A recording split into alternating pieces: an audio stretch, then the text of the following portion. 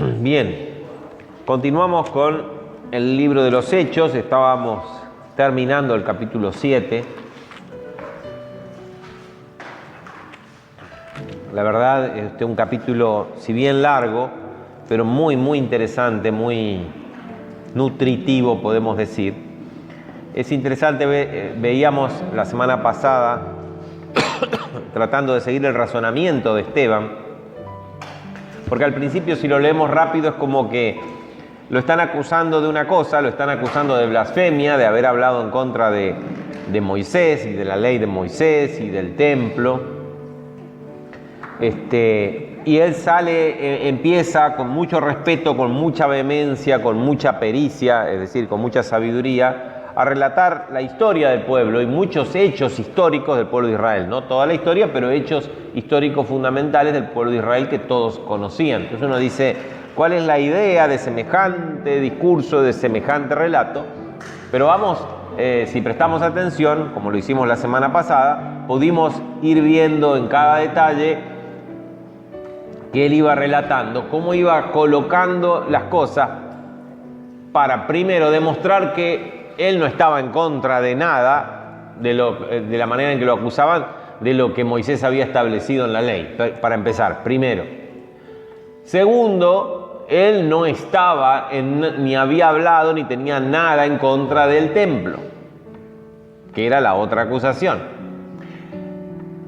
Tercero, él aprovechaba en ese largo relato que él hace de la historia de Israel para ir colocando siempre esos detalles históricos que este conjunto de jueces que estaba ahí conocía respecto de las múltiples, por decirlo de una manera, múltiples veces en que el pueblo de Israel había sido rebelde a la ley de Dios y rebelde a las disposiciones de Moisés, ¿no? Justamente de lo cual a él se lo acusaba, y lo hacía con un sentido que lo vemos al final de todo el discurso con el remate, ¿no?, que él hace. Y por cuarta cosa, lo vemos en los versículos 44 al 50, donde él habla del templo y establece una verdad que ellos también conocían, pero por su celo religioso lo salteaban, que era: Dios no habita en templos hechos de hombre, hechos por ladrillo y piedra. Porque fíjense cómo dice: tampoco nuestros padres, tuvieron nuestros padres el tabernáculo del testimonio en el desierto. Ahora, el tema de la acusación era que él había sido blasfemo porque había hablado en contra de ese tan sagrado templo que tenían en Jerusalén. Y él le dice: pero nuestros padres, y Dios se manifestaba en un tabernáculo, en una carpa, ¿no?, el cual Moisés hizo conforme al modelo que había visto, el cual recibido a su vez por nuestros padres lo introdujeron con Josué, ese tabernáculo. Después dice que David quiso edificar un templo porque decía: yo tengo un palacio lujoso y el Señor vive entre cortinas, no puede ser. Pero Dios no le dejó a David edificar el templo, sino que Salomón, dice el versículo 47, más Salomón le edificó casa. Si bien, y ahí hace esa aclaración, pero lo dice de una manera como: ustedes también saben, si bien el Altísimo no habita en templos hechos de manos, como dice el profeta. Yo no hablé en contra de este templo, pero de todas formas este templo no es tan sagrado porque Él no habita en templos hechos de mano, como dice el profeta: el cielo es mi trono y la tierra es el estrado de mis pies. ¿Qué casa me van a edificar?, dice el Señor. ¿O cuál es el lugar de mi reposo? ¿No hizo mi mano todas las cosas?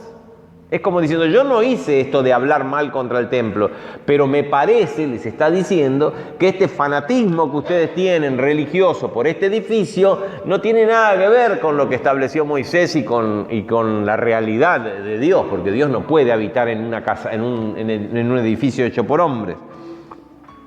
Y ahí decíamos, hasta acá todo bien, porque les venía argumentando más o menos, pero acá ya directamente hace el remate que se salió de los rieles, ¿no? Les dice: duros de cabezas duras e incircuncisos de corazón y de oídos, vosotros Resistid siempre al Espíritu Santo como también vuestros padres, así también vosotros, ¿a cuál de los profetas no persiguieron vuestros padres y mataron a los que anunciaron de antemano la venida del justo, o sea, del Mesías, de quien vosotros habéis sido entregadores y matadores? Son iguales que todos sus antepasados, porque siempre que Dios quiso y mandó a alguien para revelar cosas importantes respecto del Mesías, lo mataron. Incluso cuando vino el Mesías, ustedes son los matadores. Uno dice, qué lástima, porque si él quería salvar el pellejo, no hubiera dicho eso y podía quedar bien. Hubiera dicho, discúlpeme, no tuve la intención de ofenderle, bla, bla, bla. No. Él estaba inspirado por el Espíritu Santo, así que hablaba lo que tenía que decir, lo que el Espíritu Santo le decía que hiciera. Pero de todas maneras vemos en todo este desarrollo de todo el discurso de Esteban un esquema similar al que utilizó Pedro, ¿no? Haciendo un poco de historia, rematando, acusando a las personas de ser ustedes los matadores, los asesinos o por lo menos los cómplices, como para llevarlos a una contrición de corazón, al arrepentimiento del pecado.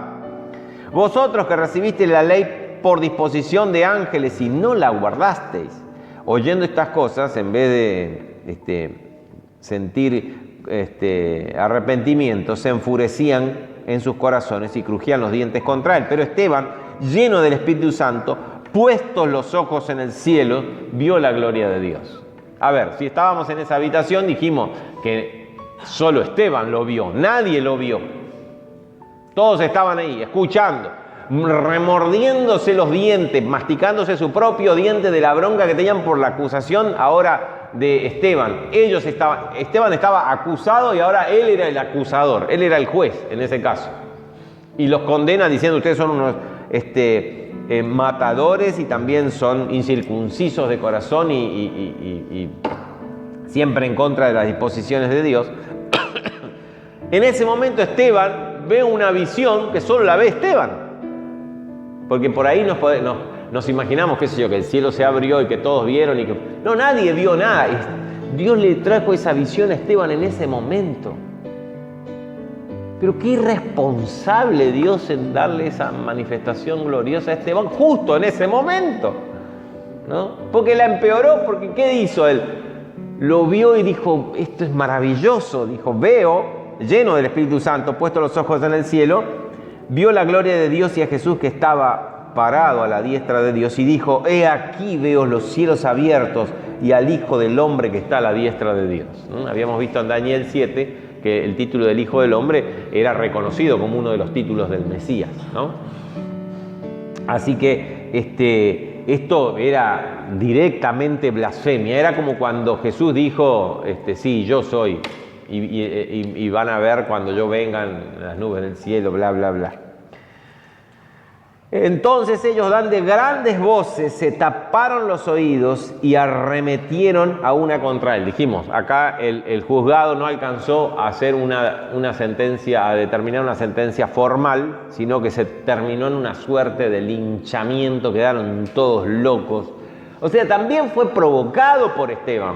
Y Esteban fue provocado por el Espíritu Santo. El Espíritu Santo en definitiva provocó todo este lío. Si de alguna manera lo iba a salvar a Esteban como los había salvado a Pedro y a Juan 2 veces ya, el Espíritu Santo acá tenía otra intención evidentemente. Porque ¿para qué le muestra esa visión justo ahí? ¿No? Que le hizo proclamar semejante barbaridad que terminó a los oídos de ellos era una tremenda blasfemia. Y echándole fuera de la ciudad, entonces dice, arremetieron a una contra el enloquecido. Fue un linchamiento, esto fue un asesinato. Acá no fue la sentencia de un juicio justo. Ya empezamos mal con el juicio porque se acuerdan que buscaron testigos falsos, ¿no?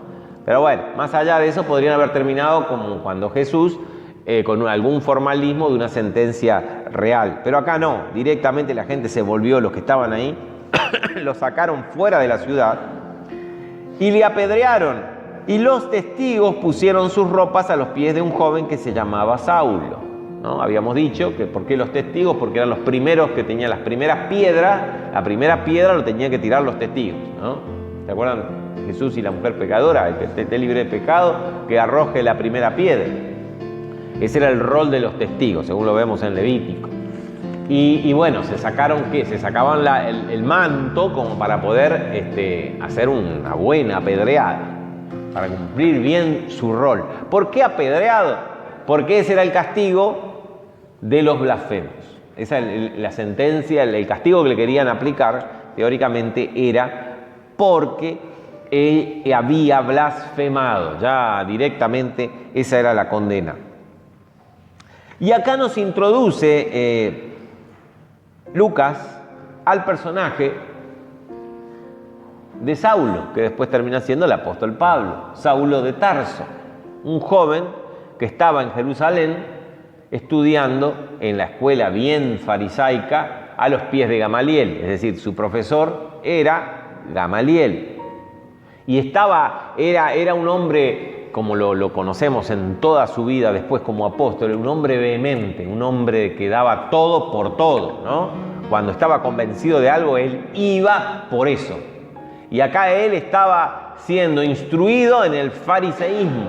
Así que él tenía un celo fariseo. Después lo vemos en sus cartas cuando él dice que él era judío y en cuanto a la ley, fariseo. Y lo dice con orgullo, porque eso era ser para él un buen judío. Era ser fariseo. Completamente estricto en el cumplimiento de la ley, de las tradiciones y de las cosas, y bla, bla, bla. Así que lo introduce, y lo introduce como cómplice de este asesinato. Lucas no era un simple historiador que escribió el libro de los Hechos, sino que Lucas lo acompañó a Pablo en casi todos sus viajes. Siempre Lucas estuvo al lado de Pablo en casi todos sus viajes. O sea que cuando Lucas escribió esta parte del libro de los Hechos, conocía bien el futuro de Pablo, por algo lo puso acá, por algo lo introdujo. Y no suaviza nada el pasado de Pablo. Justamente porque en la teología de Pablo, en el evangelio que Pablo predicaba, la protagonista es la fe dada por gracia y la salvación es gratuita por fe.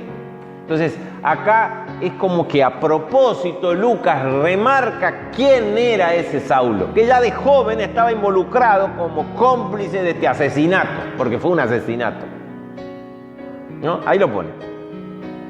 Entonces, él estaba de acuerdo.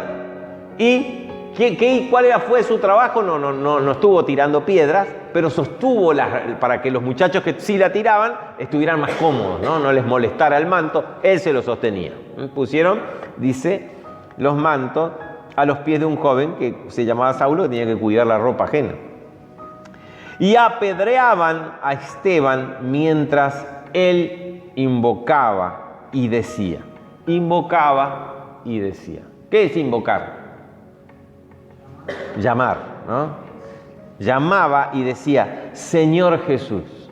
Lo acababa de ver ahí adentro, ahora estaba fuera de la ciudad, lo habían sacado afuera. Pero hacía un rato lo acababa de ver en esa visión, al lado del trono de Dios, compartiendo la autoridad y el dominio, de pie, ¿no? El maestro.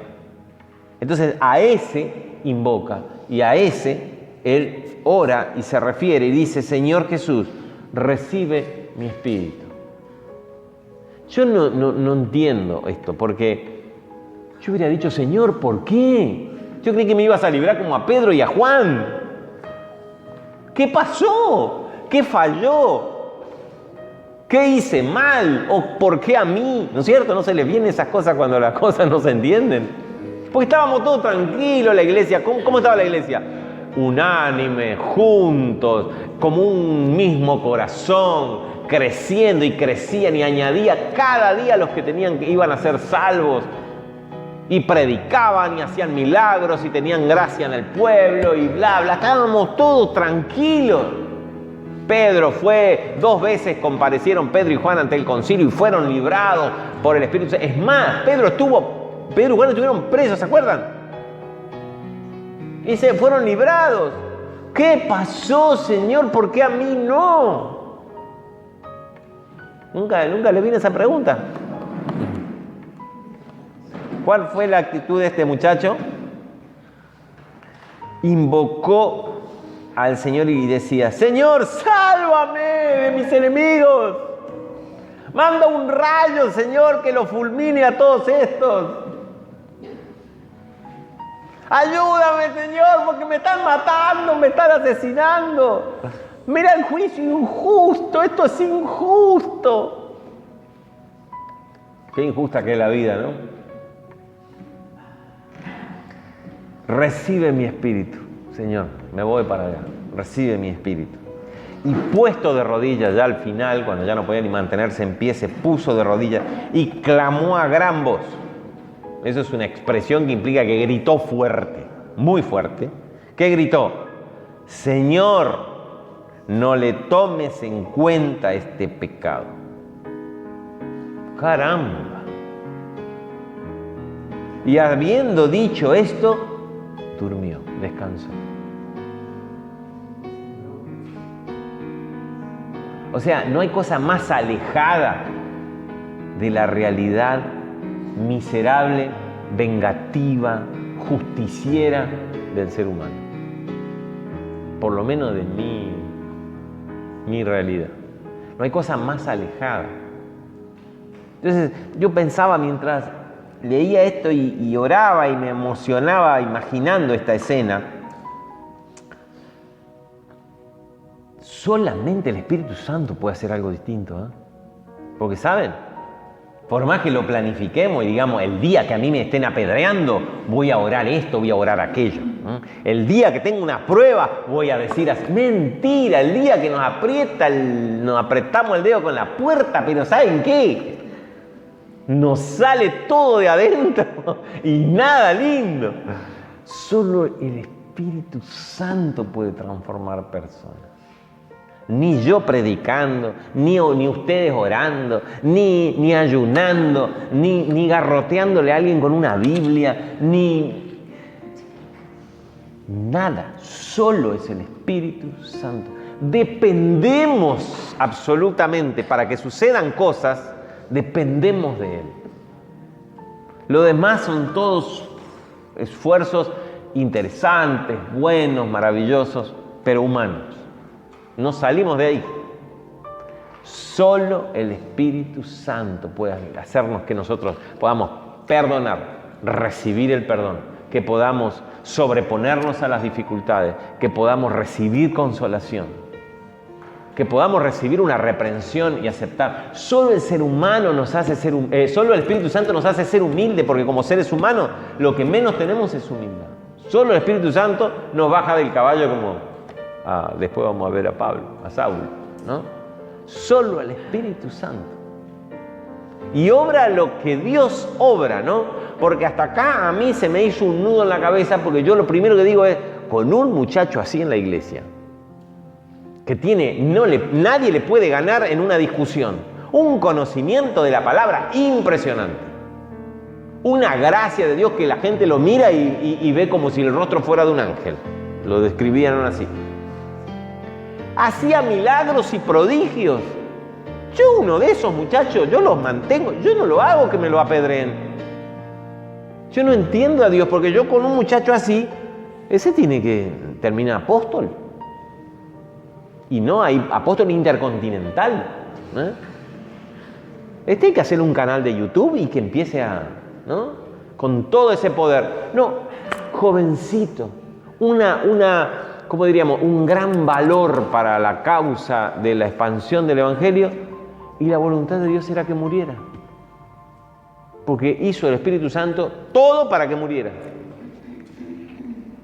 Es para preguntarse, ¿no? ¿Cómo está, ¿no? Para preguntarse, ¿dónde está Dios? Porque acá no se entiende nada. Miren cómo comienza el capítulo 8. Versículo 1, capítulo 8, vuelve a remarcar Lucas a este personaje. Y Saulo consentía en su muerte. Por si no quedó claro antes, que creyeron que le pusieron a los pies de él para que el muchachito cuide No, dice Lucas. Por la duda que no aclaré bien en el versículo anterior, Aclaro ahora, él estaba de acuerdo con la muerte. Él fue un cómplice de la muerte de Esteban. Yo digo, también me imaginaba después, ¿no? Pablo, el gran apóstol, ¿cuánto tiempo, cuántas veces habrá recordado aquella escena de Esteban arrodillado, diciendo, Padre, Señor, no le tengas en cuenta este pecado? ¿Cómo le golpearía a Pablo esto, no? Porque él consentía en esa muerte. Él fue cómplice. Por eso, Alguien dijo que eso era lo que él le pedía a Dios, que le pidió y no se lo sacó. el aguijón en la carne. Bueno, sí, hay muchas especulaciones. Ahora, Pablo, fíjense que en un momento dice, y yo, cuando habla de todos los apóstoles, y yo como un abortivo, porque yo ni siquiera merezco ser apóstol, porque perseguía a la iglesia de Dios. O sea, eso estaba detrás de Pablo, ¿no? En su conciencia, si bien él sabía que Dios lo había perdonado, él sabía que Dios lo había levantado de ese lugar, pero él nunca se olvidaba de dónde Dios lo sacó. Y si Lucas escribió esto, es porque Pablo sabía que Lucas iba a escribir esto, y que todos los lectores, más allá, bueno, en este caso Teófilo, que era el lector principal, pero iban a leer este origen de Pablo. Y él que dice, cuando alguien le mostraba a Pablo, mirá lo que fuiste, dicen, qué bárbaro, ¿sí? Mirá de dónde me sacó el Señor. Mirá de dónde me sacó el Señor. Pero mirá que vos fuiste ¿qué venís a decir ahora si vos fuiste? Sí, mirá de dónde me sacó el Señor. Qué maravilla de la gracia y qué maravilla de amor. Así que yo creo que acá, por algo, Lucas, vuelvo a insistir, Lucas, compañero de Pablo, Pablo sabía que Lucas estaba escribiendo esto y que iba a ponerlo ahí. Y Pablo no tuvo problemas, no. Que quede bien clarito de dónde me levantó el Señor. Por eso quería remarcar esto, no nos olvidemos, dice el Salmo, el 30, dice, bendice alma mía a Jehová y no olvides ninguno de sus beneficios.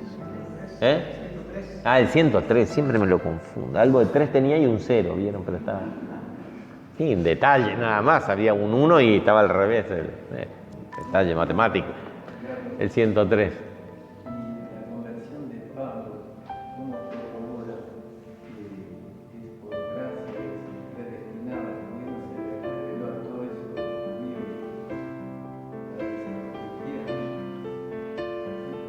Sí, pero no me hagas, no me spoilees el capítulo 9, ¿viste?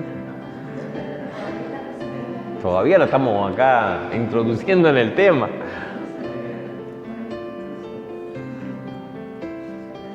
Bueno, entonces dice, y en aquel día, ese mismo día, la gente no solamente se calmó matando salvajemente, asesinando a Esteban, sino dice, en aquel día hubo una gran persecución contra la iglesia que estaba en Jerusalén. Se acabó la paz. ¿Vieron que uno quiere paz y tranquilidad? Está bien, perfecto, es lo que queremos. Pero acá se acabó la paz. Esa misma gente, ese grupo enardecido de santos que querían proteger la rigidez y la veracidad de la ley y de la religión judía, ahora salieron a buscar creyentes, ¿no? Que se habían multiplicado todo ese tiempo. Entonces dijeron, lo teníamos que haber hecho desde el principio. ¿Para qué le hicimos caso a Gamaliel? ¿No? ¿Se acuerdan del consejo de Gamaliel? ¿Para qué le hicimos caso a Gamaliel? Ahora son como cucarachas por todos lados. Salieron a cazar a los cristianos. Dice que fue una gran persecución. Acá hay un énfasis, una gran persecución. Quiere decir que fue una persecución violenta. No fueron a tocar el timbre y decir, hola señora, ¿usted es cristiana? Bueno, me va a tener que acompañar. No, es así, con la misma violencia con que asesinaron a Esteban, salieron a buscar a los que sabían que eran conversos y eran cristianos. Era de parte fariseos, saduceos, todos los que estaban ahí, ¿no? Y un grupo de judíos, por ejemplo, Saulo, ahora vamos a ver que él después terminó encabezando toda esta locura, ¿no? Y todos, y cuando dice todos es una hipérbole, porque vamos a ver después inmediatamente que no son todos, pero una gran parte de la iglesia fueron esparcidos por la tierra de Judea y de Samaria, salvo los apóstoles. Los apóstoles se quedaron guardaditos, encerrados. Ya no se podía salir a predicar. ¡Ah! Señor, ¿qué está pasando acá? ¿Dónde está, Señor? ¿Se acuerdan cuando Pedro fueron encarcelados y fue librado? ¿Y cómo oraron ellos? Señor, danos el denuedo y la fuerza para... Señor, ¿qué pasó? Tuvieron que salir rajando y fueron a la provincia de Judea. Jerusalén estaba en Judea. Se fueron de la ciudad y a Samaria, hacia el norte. Desparramados, huyendo, dejando sus cosas, dejando sus casas, dejando su familia, perdiéndolo todo. ¿Dónde estaba Dios? ¿Dónde estaba la protección de Dios? ¿Y el Salmo 91? ¿Dónde estaba? Qué complicada la cosa acá, ¿no? Pero la respuesta está inmediatamente. Dice el versículo 2, y hombres piadosos llevaron a enterrar a Esteban e hicieron gran llanto, gran luto sobre él. ¿Quiénes eran estos hombres piadosos? Algunos hermanos de la iglesia, ninguno, estaban todos perseguidos, todos rajando. Sálvese como se pueda, y otros escondiéndose, y otros, no, ningún apóstol, ninguno miembro de la iglesia iba a salir ¿no? Y aparte no dice hermanos, fíjese, hombres piadosos, se está refiriendo específicamente a judíos. A judíos que habían creído en el fondo, ¿no? Y que estaban viendo con buenos ojos todo lo que estaba pasando en Jerusalén con todo este grupo inmenso de gente que cada vez eran más, y que no estaban de acuerdo, estaban horrorizados por lo que había pasado ahora. Ese juicio falso, esa violencia contra este muchacho, que lo habían escuchado, lo habrían visto y habrían visto a Dios en el accionar de Esteban. Así que había en Jerusalén gente que no pertenecía a la iglesia, pero que había hallado gracia, y estos hombres piadosos le celebraron le dieron una sepultura al estilo judío. Hicieron gran llanto sobre él. Era muy querido Esteban, este muchacho. Era muy querido. ¡Qué pérdida, Señor! Yo si pudiera ir para atrás, digo, Señor, no, agarra a otro. Apedrealo a ese, ni Séforo, como era, Nicanor, el otro de los diáconos. Que lo apedreen a Nicanor, que no sabemos nada, no sé si hablaba o predicaba. Pero esto no, mira el valor para la iglesia. Nuestros valores, nuestras valoraciones, incluso de las personas, ¿no? Y hombres piadosos llevaron a enterrar a Esteban e hicieron gran llanto sobre él. Pero Saulo asolaba la iglesia. Entonces algunos dicen que este versículo 2 está como fuera de orden acá. Tendría que haber estado más arriba antes de hablar de Saulo.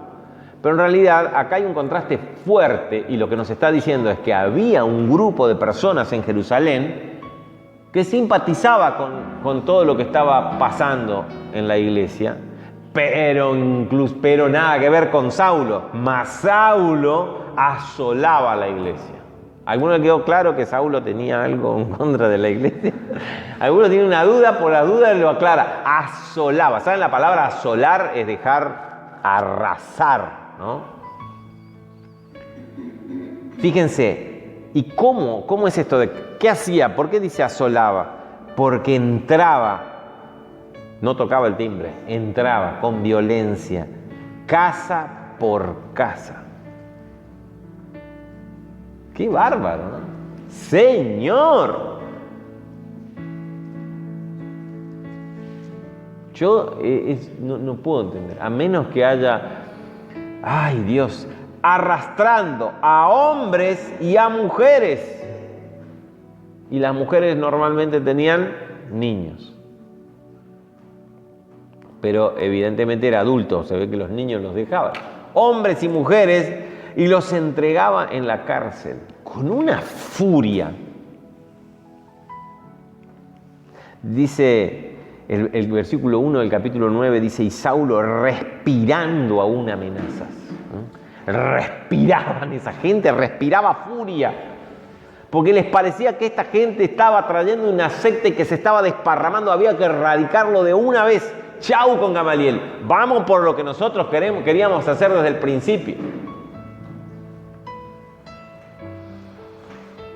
Dice que los casa por casa recorrían la ciudad buscando a los creyentes. Qué situación difícil, por eso huían, por eso antes que llegaban ya, váyanse, ¿a dónde? No sé, salgan, váyanse, agarren lo que puedan y váyanse. Entonces salieron algunos para el sur, hacia la provincia de Judea, y otros hacia el norte, hacia la provincia de Samaria, para entregarlos a la cárcel. Bien. Pero los que fueron esparcidos, no me quiero perder algo acá que yo había anotado. Así, el versículo 4, ahí está. Yo puse acá nomás la paz y la vida que nos había sido descrita en 3 ocasiones ya por Lucas en el libro de los Hechos, ¿no? Cómo ellos vivían, cómo ellos estaban, terminó repentinamente y violentamente. Se acabó la actividad de la iglesia. Se acabó las oraciones en el templo, las reuniones, todos esparcidos. Eso de que estaban unánimes juntos. Ahora todos, ¿cómo dice que estaban? Esparcidos. ¡Bum! Explotó una bomba. Estábamos tan bien y Dios... ¿Dónde está Dios, no? Dice el versículo 4. Pero los que fueron esparcidos iban por todas partes anunciando el Evangelio. Y ahí vemos la mano de... Uno se pregunta, ¿dónde está Dios?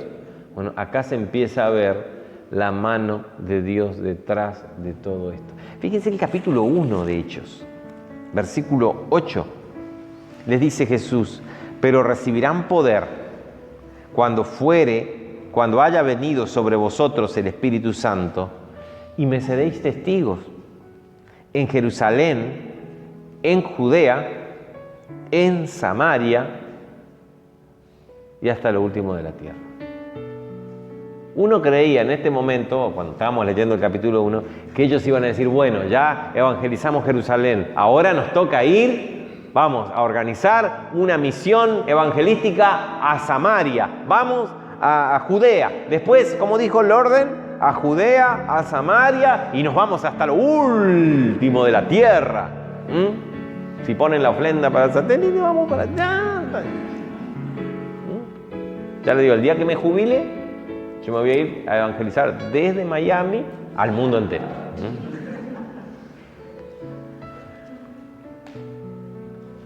¿No es cierto? Podríamos entender que ellos iban a planificar este evangelismo. No, fíjense que ellos estaban tan cómodos en Jerusalén que no se iban a mover jamás de Jerusalén, si estábamos todo bien. Estábamos todo perfecto. No describía Lucas cómo funcionaba la iglesia de una manera espectacular. No soñamos con la primera iglesia. Es decir, estaban todos juntos, compartían, vendían sus cosas, compartían todo. No, está lindo. Ya llegó una etapa en donde Dios tuvo que forzar de una manera dramática para que salgan y se salieran de ese brete que era el judaísmo enraizado en Jerusalén, en el templo, en todo el... Así que, fíjense esto, ¿no? Había una razón y un propósito de todo ese sufrimiento, porque esta gente, ¿saben? Sufrió esta gente. No fue que salieron a evangelizar porque lo sintieron. Siento del Señor. ¿Saben qué? Siento del Señor. Estaba orando así, leyendo la palabra, y el Señor me hizo un sentir y me emocioné, y ahora quiero ir a Samaria. Salieron escapándose con lo que pudieron agarrar. Fue sufrimiento. Y como toda persona que sufre se habrán preguntado por qué. Ellos no sabían. Nosotros lo podemos leer ahora después de tantos años y saber cómo continúa la película, pero ellos no lo sabían. Pero Dios tenía un propósito, que el Evangelio saliera de Judea. Ya está en Jerusalén, perfecto. Le toca ahora a Judea. Vayan a Judea y a Samaria y a lo último de la tierra.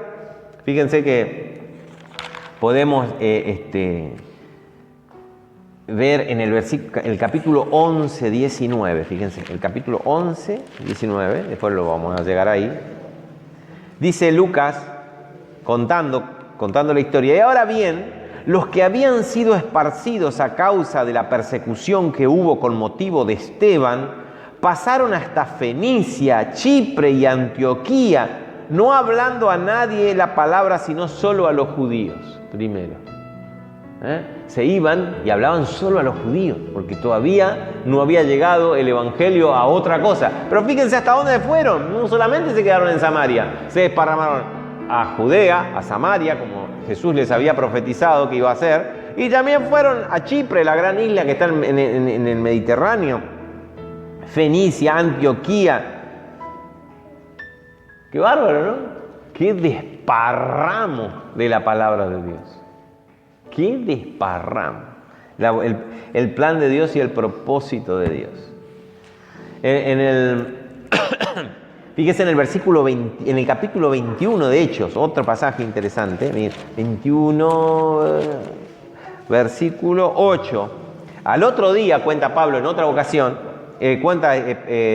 Lucas en otra ocasión, dice, al otro día saliendo Pablo y los que estaban con él, estábamos... y con los que con él estábamos, fuimos a Cesarea y entrando en... No, perdón, este no es. No. Este tiene que ver con el versículo 5. Vamos con el versículo 5, después vamos para ahí. Sí. Por eso tengo una flecha acá, ¿vieron? No había visto la flecha que yo puse en mi cuaderno.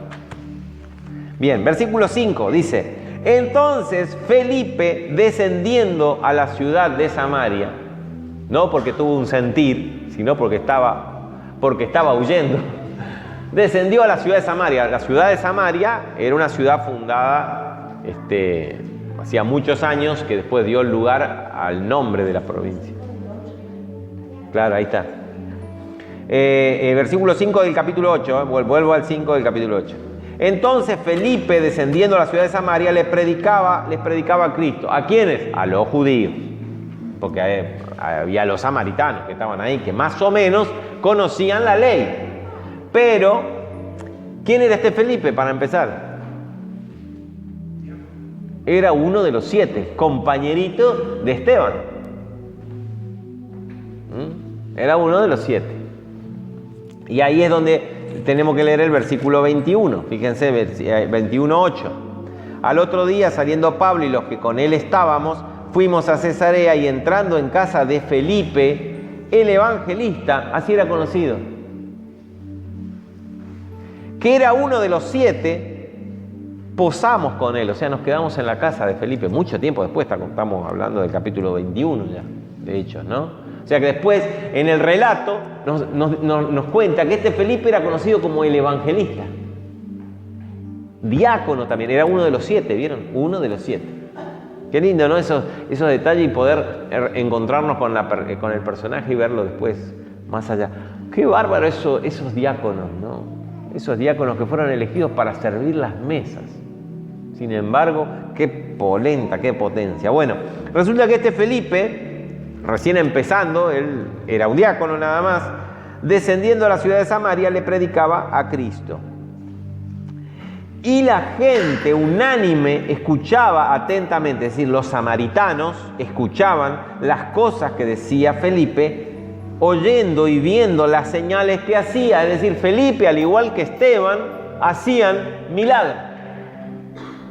Fíjense cómo podemos leer en Juan, por ejemplo, el caso de Jesús y la samaritana, en Juan 4, en el Evangelio de Juan, capítulo 4. Vemos cómo los samaritanos esperaban al Mesías. Entonces, predicar el Evangelio era predicar al Mesías en la persona de Cristo, de Jesús. Tal vez muchos de esos samaritanos lo llegaron a conocer, seguramente muchos de esos samaritanos llegaron a conocer a Jesús en vida cuando anduvo por ahí predicando. en la ocasión de esta mujer que la encontró en el pozo, como en otras ocasiones en donde Jesús predicaba a los samaritanos, ¿no? Dice, porque de muchos que tenían espíritus inmundos salían estos dando grandes voces, y muchos paralíticos y cojos eran sanados por la acción del Espíritu Santo a través de Felipe. Así que había gran gozo en aquella ciudad. Gran gozo, era una revolución. Ya no estaban en Jerusalén, pero es como diciendo, seguía el funcionamiento. Esto tenía que desparramarse, esto tenía que ir. Había un propósito de Dios en todo esto. Y tenemos que terminar. Solo voy a introducir el personaje, que vamos a ver la semana que viene. Pero había un hombre llamado Simón, que antes de que viniera Felipe, ejercía la magia en aquella ciudad. Y había engañado y estafado, porque seguramente cobraba, a la gente de Samaria, haciéndose pasar por algún grande. Hacía trucos de magia, ¿no? Fíjense cómo notamos que ya no estamos en tierra de judíos, sino que estamos en tierra de samaritanos, porque la adivinación, los magos y todas esas cosas estaban prohibidas por la ley. En cambio, los samaritanos tenían una mezcla, guardaban parte de la Torá, no las tradiciones judías, y tenían mezclas de religiones paganas. Por eso tenían estas supersticiones, y por eso Simón pudo armar su negocio en la ciudad de Samaria, engañando a muchos, hasta que vino Felipe. Felipe realmente hizo un montón de cosas. Es más, a este oían atentamente todo, desde el más pequeño hasta el más grande, diciendo, este es el gran poder de Dios, cuando hablaba Simón. Y le estaban atentos porque con sus artes mágicas les había engañado mucho tiempo. Pero cuando creyeron a Felipe, que anunciaba el evangelio del reino de Dios y el nombre de Jesucristo, se bautizaban hombres y mujeres. También creyó este Simón. Habiéndose bautizado, estaba siempre con Felipe, y viendo las señales y grandes milagros que se hacía, estaba atónito, porque veía que no era un truco. Esto es verdad, ¿no? Y ahí vamos a ver después este personaje, ahora cómo avanza en los siguientes versículos. Bien, para concluir la charla de hoy, lo fundamental para mí es poder ver la mano de Dios. A mí me aterra ver la mano de Dios, en el sentido de que me va a sacar de mi comodidad. Todo el tiempo me va a sacar de mi comodidad.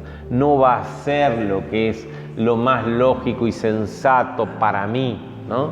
Pues ya les digo, yo hubiera mandado a la muerte a Nicanor, no a Esteban. Hubiera elegido otro, yo hubiera hecho un montón de otras cosas, los hubiera esparcido de otra manera. Pero Dios hace como Él hace, y nuestros pensamientos son, así como el cielo está más alto que la tierra, así sus pensamientos son más elevados que nuestros pensamientos. Tratar de entender, tratar de preguntarnos y repreguntarnos por las circunstancias que nos tocan vivir, a veces es tan inútil como pretender, no sé, contar las estrellas. No tiene mucho sentido, ¿no? No tiene mucho sentido. La cosa es simplemente confiar y hacer como hizo Esteban, mirar para arriba y invocar a aquel al cual había visto y decirle, te entrego mi vida, mi espíritu. No sé lo que viene, lo que me está pasando, no entiendo, pero te entrego mi espíritu y confío en que está todo bien, ¿no? Después nosotros podemos ver que estaba todo bien, porque estaban atornillados en Jerusalén y había que desatornillar a esta multitud de personas. Y cómo Dios los usó esa primera persecución, la primera persecución en la historia, para desparramar el Evangelio. Fue un hecho histórico pero fundamental, porque la iglesia hubiera muerto ahí atornillada a Jerusalén, ahí se hubiera muerto. Es más, Dios los tenía que sacar a todos de Jerusalén, porque pocos años después vendría la gran destrucción de Jerusalén y no iba a tener que haber ni un cristiano ahí. Así que todos vemos la mano de Dios detrás. A veces uno dice, Señor, pero bueno, uno tiene que confiar en que Él hace las cosas para bien. Él quiere en definitiva, nuestro bien. Amén.